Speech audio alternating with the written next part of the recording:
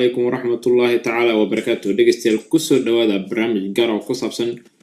حسك شعوبها دالك إثيوبيا ومركزي سقالات كدعي ودنك إثيوبيا ودوارنتنا أيام واحد كورة السنة وري حسن محمد أو كسران دالك إثيوبيا وهرين وريها ينوحن ويديني وحاوية هاي حسك شعوبها دالك إثيوبيا يسدوك على سنة كاني قومية مرتجلسة من قبل مرتجلسة وهرين سودو حسن وان كسودويننا تم كاغا نصيصين وان كاغا مهدعين لنا بل نوغا ورن وين حسك شعوبها دالك إثيوبيا وحاوية هاي يسدوك على سنة كاني قبل كمشروع قومية مرتجلسة mahadsantahay aad baad mahadsantahay xuska qowmiyadaha iyo shucuubaha dalka waxay ahayd waa markii sagaalaad la qabto sanadan ka horeysay waxaa martigelisay magaalada Jigjiga ee xarunta deegaanka Soomaalida laakiin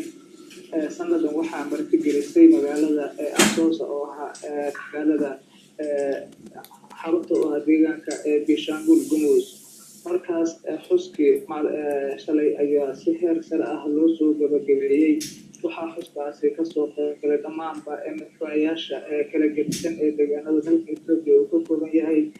ra'iisul wasaaraha dalka iyo sidoo kale madax kale oo ka socotay caalamka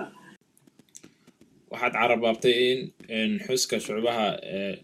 dalka Itoobiya ay ka soo qayb galaan madax ka socotay caalamka laba iyo hal adoo nooga sheegaya madaxdaasi iyaa ka mid ahaa madaxa ka socota caalamka waxaa ka mid ahaa madaxweynaha jamhuuriyadda Djibouti mudane Ismaaciil Cumar Geele madaxweynaha wadanka Suudaan Cumar Xasan al-Bashiir iyo weliba sidoo kale madax kale oo aad u tiro badan oo deegaanada dalka markaas shaqo ayaa si heer sare ah loogu soo gabagabeeyay magaalada Asoosa xuska qowmiyadaha iyo shucuubaha dalka marka la fiiriyo dhanka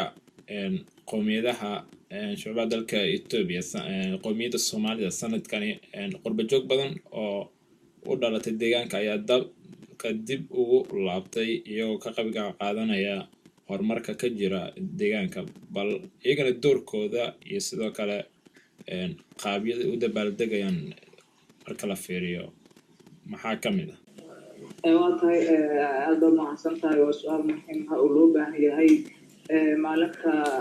kasoo xuskan oo sanad kastaba deegaan uu martigeliyo deegaan kasta iskiisa ayuu xusaa dhammaanba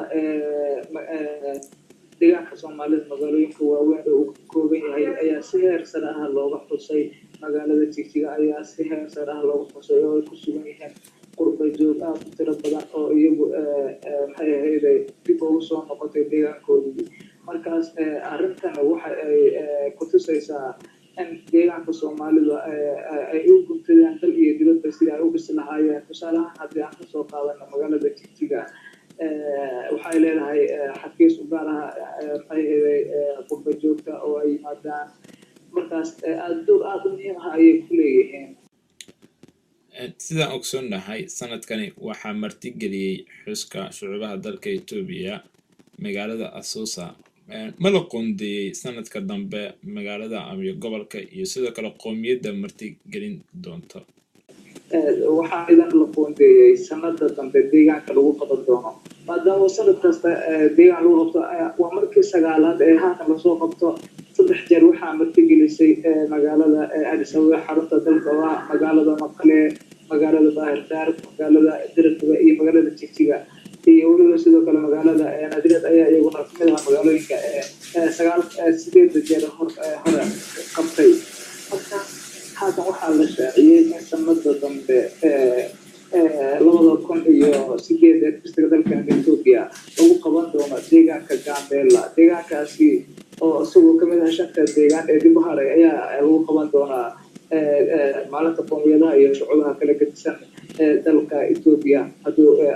alla idmo markaas maalintan ay maalin aad ugu ah bulshada reer Itoobiya in ka badan 80 qowmiyadood ayaa maalin kasta ayaa sanadkaasi soo yimaada deegaanka waana maalintii maxay ahayd ay heleen shucuubaha Itoobiya xaqoodii iyo dastuuriga ay u lahaayeen ay si nabadgelyo ay u noolaadaan deegaanka sana xaqiisii u lahaa uu helo isla markaasina maalin ayaa ah maalin guud ahaanba dalka Itoobiya si weyn ugu weyn oo maxay ahayd lagu xuso deegaanka lagu qabanayo mooyaane deegaanka kasta si gaarkiisa oo u xuso haddii ay noqoto heer deegaan heer magaalo ilaa iyo heer tuulo ayaa lagu xusaa waan gartay marka la fiiriyo qowmiyadda Soomaalida markaan ka soo tagno qowmiyadaha kale ee dalka Itoobiya qowmiyadda Soomaalida muxuu ugu dhigan yahay xuska qowmiyadaha shabaha dalka Itoobiya oo markiisii sagaalaad hadda la qabtay dhul ahaan waa dhulka waa deegaanka labaad ee u ballaaran Itoobiya dadka waa deegaanka saddexaad ay ka soo galaya Itoobiya markaas dowladii hore dargiga ama dowladii hore ka horeeyay boqortooyada Soomaalida ay siin jireen xaqi iyo dastuurkii ay u lahaayeen in ay Itoobiya yihiin oo wala yasijiray lama ay waxaana la ogaa waxaana loo sheegi jiray in ay ahayn wadani oo ay ka yimaadeen Soomaaliya isla markaasina ayna u dhalaneen iyagu wadanka markaas Soomaalidu maalintan aad bay ugu weyn tahay sida deegaanada kale ee dalka oo kale waan gartay marka la fiiriyo dalka Itoobiya tirakoob ahaan dadka ku nool waa dad aad u tiro badan oo lagu qiyaasay ilaa 9 milyan qowmiyadda Soomaalida oo ah qowmiyadda marka la fiiriyo xagga horumarka oo aad sanadadan ugu dambeeyay sameynaya horumar aad u baaxad weyn ah marka la fiiriyo qowmiyadda Soomaalida meeqa ayaa lagu qiyaasi karaa tirakoob ahaan inta ku nool gudaha dalka Itoobiya waxaa lagu qiyaasaa ilaa iyo 5 milyan in ay Soomaalidu ay tahay markaas waxay ka sugaysaa dadka deegaanka dadka maadaama aad qowmiyadda saddexaad ay noqonaysaa bal labada qowmiyadood oo kale waa labada qowmiyadood waa deegaanka Oromida oo ayagu 140 milyan lagu qiyaasay in ay yihiin iyo deegaanka Amxaarada ama deegaanka Amaarada ayaa isaguna deegaanka labaad oo isaguna ilaa noqonayo 10 milyan Soomaalidu marka 5 milyan ilaa iyo